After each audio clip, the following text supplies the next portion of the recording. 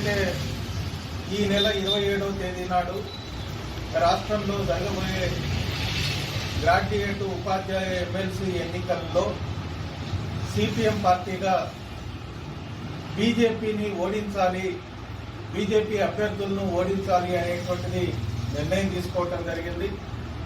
ప్రధానంగా ఈరోజు కేంద్రంలో బీజేపీ ప్రభుత్వం గత 10 సంవత్సరాలకు పైగా అధికారంలో ఉండి ఈ దేశంలో సంవత్సరానికి 2 కోట్ల ఉద్యోగాలు కల్పిస్తామని, ఉపాధి అవకాశాలను పెంచుతామని హామీ ఇచ్చి గత 10 సంవత్సరాల్లో ఏమాత్రం ఉపాధి అవకాశాలని పెంచినటువంటి పరిస్థితి లేదు.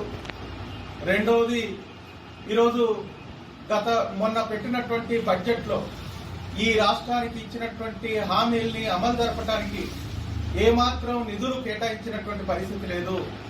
ఫలితంగా ఈరోజు రాష్ట్రానికి తీవ్ర నష్టం, అన్యాయం జరుగుతున్నటువంటి పరిస్థితుల్లో బీజేపీ విధానాలని ఎదిరించకపోతే రాబోయే కాలంలో ప్రజల యొక్క మనుగడకే ప్రమాదం వచ్చేటువంటి పరిస్థితి ఉన్నది. అందువలన ఈ ఎమ్మెల్సీ ఎన్నికల్లో విఘ్నులైనటువంటి విద్యావంతులు, మేధావులు, అట్లాగే యువకులు బీజేపీకి ఓటేయొద్దనేటువంటిది సిపిఎం పార్టీగా మేము విజ్ఞప్తి చేస్తా ఉన్నాం.